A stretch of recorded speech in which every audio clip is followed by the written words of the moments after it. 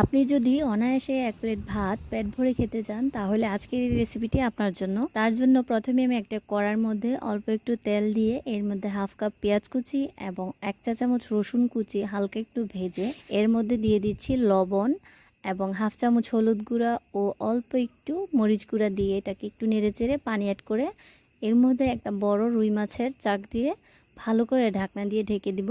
মাছটা সিদ্ধ হয়ে গেলে মাছটাকে চামচের সাহায্যে ভালো করে ভেঙে দিব।